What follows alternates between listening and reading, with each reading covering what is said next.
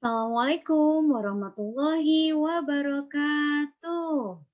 Selamat pagi anak-anak. Apa kabar kalian pagi ini? Alhamdulillah kalian dalam keadaan sehat ya.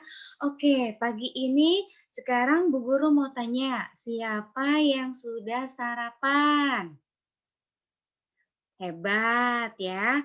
Jangan lupa kamu harus selalu sarapan pagi hari sebelum mulai pelajaran.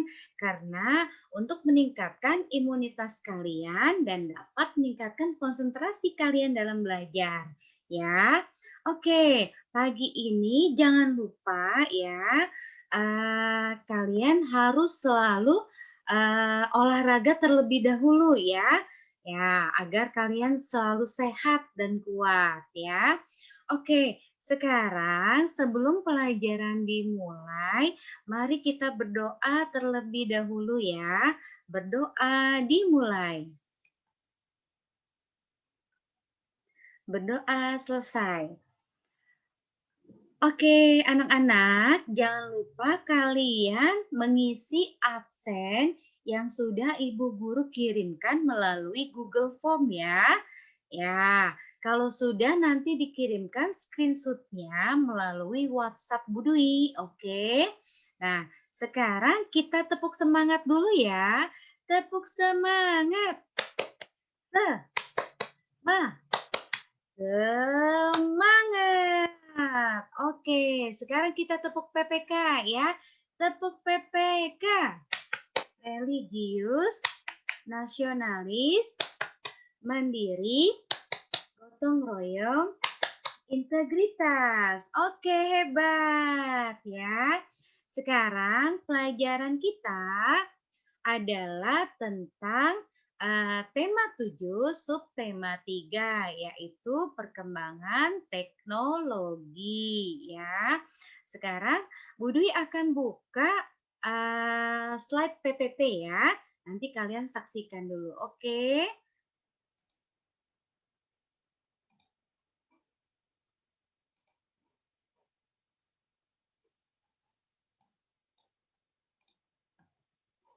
Oke, anak-anak, kita akan belajar tentang perkembangan teknologi komunikasi ya, tema 7 subtema 3 ya. Oke, kita lihat dulu ya. Nah, di sini adalah sejarah komunikasi ya. Sejarah komunikasi. Yuk kita lihat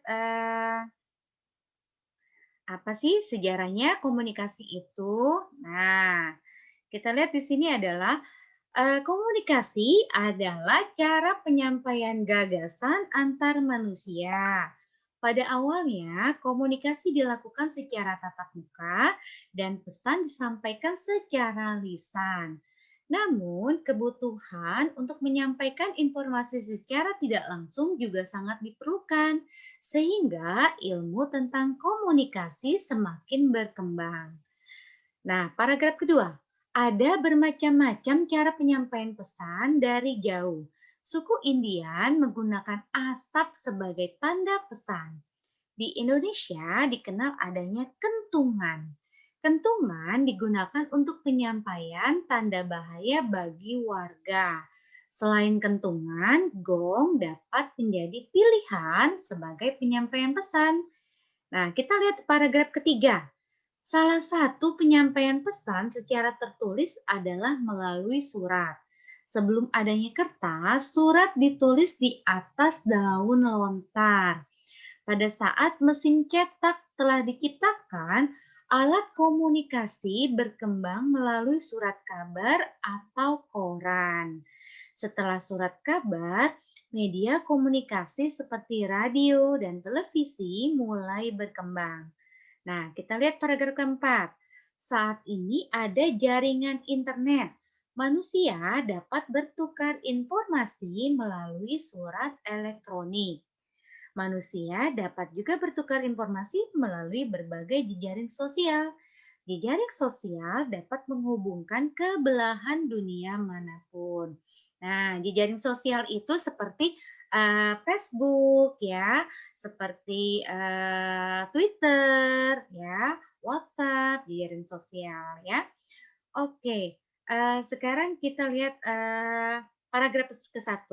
Nah, paragraf ke-1 ini ada kata-kata penting pada setiap paragraf, yaitu ada gagasan, pesan, lisan, dan informasi.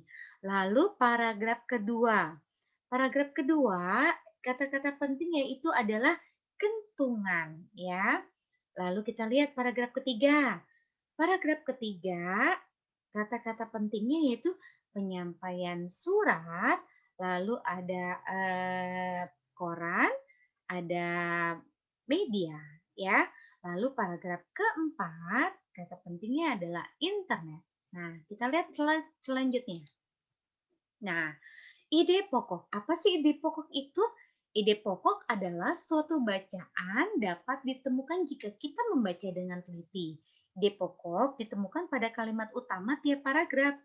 Ide pokok adalah gagasan utama dari bacaan. Nah, setelah mengumpulkan kalimat utama dari tiap paragraf, maka dapat diketahui bahwa ide pokok dari teks bacaan di atas adalah apa kira-kira ya?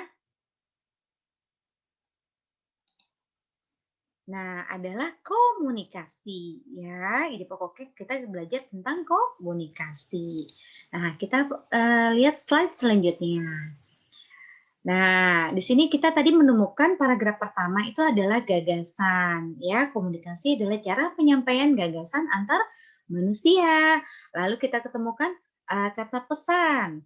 Nah, pada awalnya komunikasi dilakukan secara tatap muka ya dan pesan. Lisan. Nah, komunikasi dilakukan secara tatap muka, disampaikan secara lisan. Lalu, paragraf selanjutnya adalah informasi. Kebutuhan untuk menyampaikan informasi secara tidak langsung juga sangat diperlukan, sehingga ilmu tentang komunikasi semakin berkembang. Ya, oke, kita lihat slide selanjutnya ya, Nak. Nah, oke, di sini ada tentang kita tadi belajar tentang sejarah komunikasi. Nah, pada paragraf kedua di sini ya, itu kita temukan alat komunikasi tradisional. Nah, seperti kita lihat di sini gambarnya, ada suku Indian. Suku Indian pada zaman dahulu itu menggunakan asap sebagai alat komunikasi. Lalu kita lihat di Indonesia itu kita menggunakan kentungan. Nah, kentungan ini digunakan untuk penyampaian tanda bahaya bagi warga. Ya, selain kentungan, kita juga ada gong. Ya, gong itu dapat menjadi pilihan sebagai penyampaian pesan. Ya, oke. Nah, pada paragraf ketiga kita menemukan kata penyampaian. Ya, salah satu penyampaian pesan secara tertulis adalah melalui surat. Ya, oke. Lalu ada kata surat. Sebelum adanya kertas, surat ditulis di atas daun lontar ya. Ibu tambahkan R. Oke. Lalu kita ada koran. Nah, koran. Sebelum adanya kertas, surat ditulis di atas daun lontar. Lalu ada kata media. Setelah surat kabar, media komunikasi yaitu seperti radio dan televisi. Oke, kita temukan ke paragraf keempat. Paragraf keempat, kita menemukan kata internet. Ya, nah internet, apa sih internet? Itu manusia dapat bertukar informasi melalui surat elektronik, yaitu seperti email ya. Oke, yang kita tahu itu email ya. Itu surat elektronik.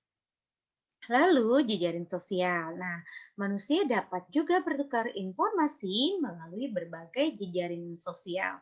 Seperti apa sih jejaring sosial itu? Yaitu seperti Twitter, lalu Instagram, ya, lalu Facebook. Nah, seperti itu jejaring sosial, ya. Kalau surat elektronik tadi melalui email. Oke. Nah, kita lihat ya.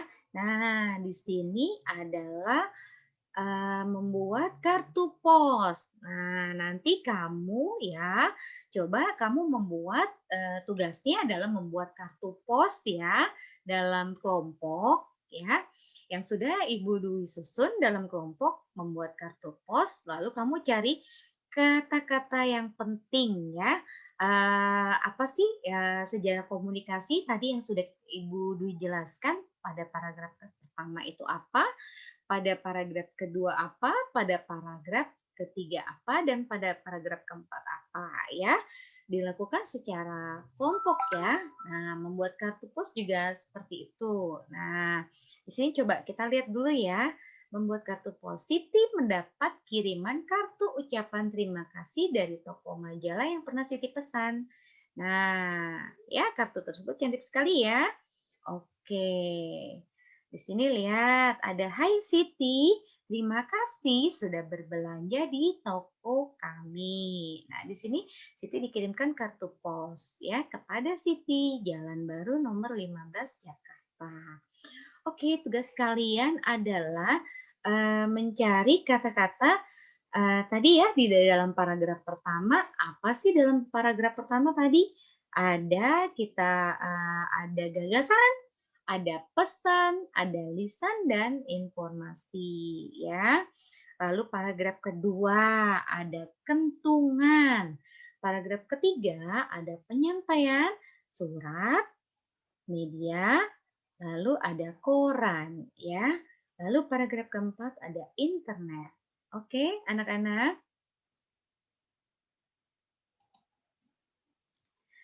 Oke, jangan lupa dikirimkan hasil pembelajaran kalian ya melalui WhatsApp Budwi ya.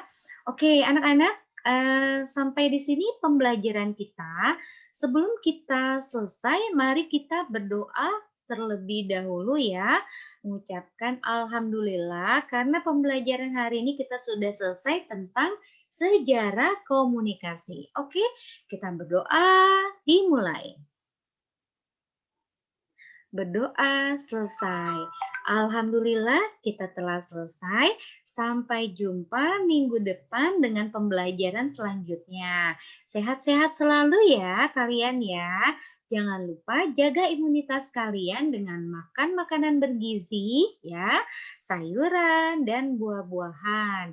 Jangan lupa minum susu ya. Oke, salam sayang selalu untuk kalian semua dan untuk keluarga. Wassalamualaikum warahmatullahi wabarakatuh. Selamat siang.